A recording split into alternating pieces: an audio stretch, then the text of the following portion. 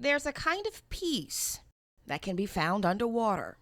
Quiet, serene. It's where 73-year-old Dr. Vivian Carrington still finds her peace. The fact that Carrington can swim at all is a novelty within itself, considering when she learned, during one of the most unpeaceful times in American history. Segregation reigned supreme.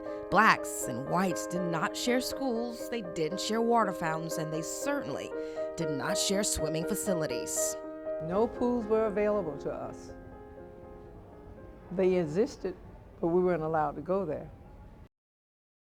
Instead, black children fought the Florida sun in the 1940s in the dark waters of Lake Man. Dirty water, dangerous. It was in these alligator-infested waters that a man named Wolf Kahn taught his first group of black youth to swim. I said, what is this guy doing in our neighborhood? He's got some nerve. A white man teaching black children to swim? Highly unlikely for the time. But swimming for Kahn was his passion, when he learned across a different pond. When he grew up as a youngster in Germany, he used to swim in a relatively fast-moving river. Kahn's youngest son says swimming is where his father also found peace as a Jew in another unpeaceful time, Europe, the Holocaust, when about 6 million Jews were killed in a systematic race war. He related stories of armed individuals stepping into the home and just starting to search and destroy items that they considered precious. So imagine what Kahn must have thought when he arrived in Orlando and found blacks dying not just by the hands of others, but by drowning because they couldn't swim. My father was what you would call a rebel rouser. The certified swim instructor would go on to start a swim team at the all-black Jones High School, fight to get blacks in all-white swim competitions, and teach hundreds to swim, including a young Vivian Carrington. I said, when I was 13 years old, I met Wolf and he taught me how to swim. I said, from that time up until, the latter years, he was always a gentleman.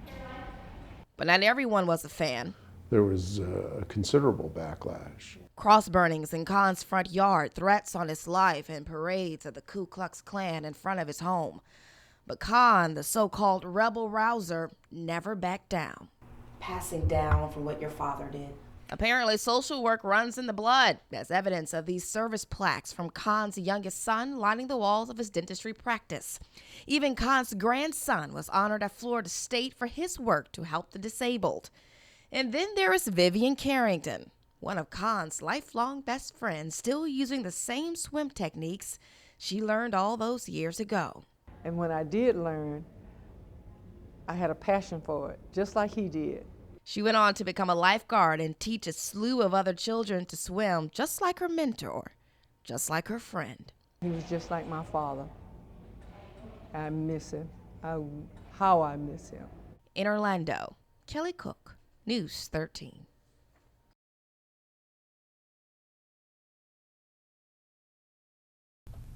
Has the George Zimmerman case created a new racial divide in Central Florida? The fatal shooting of Trayvon Martin has sparked a debate about racial profiling outside of the courtroom. But will it be an issue inside the courtroom during the trial? News 13's Kelly Cook is getting answers. It looked a lot different 1 year ago here in Fort Mellon Park, where it was predominantly African Americans who came here to rally in protest of the shooting of Trayvon Martin. And we start our coverage right now. It was at those many protests, often played out on live television, We're right in the middle of the action, that the world saw the debate over racial inequality was still alive decades after the Civil Rights Movement. We come to tell you tonight, enough is enough. Behind the signs and the chants, No justice, no peace. many protesters said George Zimmerman focused in on Trayvon because he was a black teenager. Hey, we've had some break-ins in my neighborhood, and there's a real suspicious guy. I have a 15-year-old son, and we don't live that far from where this took place. And I thought, that could have been my child. He could have been walking to the store. He could have been in that situation. And I've done that a million times too, going up in a store and being targeted as someone that's about to do something, you know, and having people follow you around in the store. This case is polarizing. Polls have shown a divide along racial lines about the guilt or innocence of George Zimmerman. Somebody said this a long time ago, said no matter what happens in this case, it's going to be bad for America, and I fear that he's right. Shouldn't be. This case should have been, the criminal element should have been divorced from the civil rights element a long, long time ago. Zimmerman's attorney says despite accusations, evidence proves that Zimmerman is not a racist, and the issue of race should stay out of the courtroom. Media critic and author of the book Race Baiter, Eric Deggans, says the outrage surrounding the Trayvon shooting was a perfect mix of historical discontent between the black community and the Sanford Police Department. Well, I actually think the Trayvon Martin shooting resonated beyond the black community, which is why it was so notable. It seemed to exemplify a lot of issues that people were concerned about. On the one hand, people are concerned about racial profiling. On the other hand, people are concerned about how the criminal justice system treats people of color. In one of his writings, Deggans says Trayvon Martin's name might not be so well known except for this: Martin is black, and the man who killed him is not. Kelly Cook, News 13. February 26, 2012.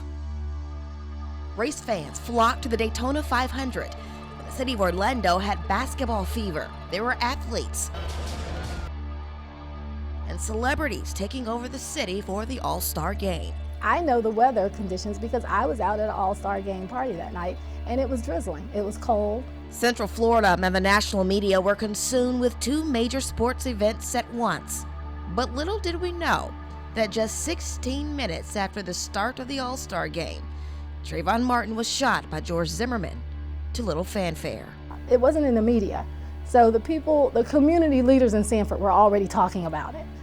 And what are they going to, why aren't you doing an arrest? And I think for a while, people thought it was the unfortunate end to a fight between two grown males.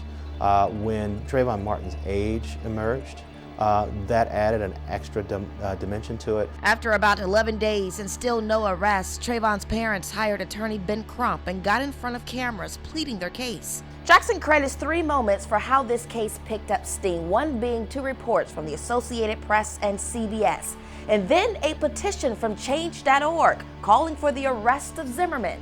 Well, that literally changed everything. From there, that petition garnered, in 1 month, I believe, 2.2 million signatures. And the moment that really thrust this story into the national spotlight. Are you following him?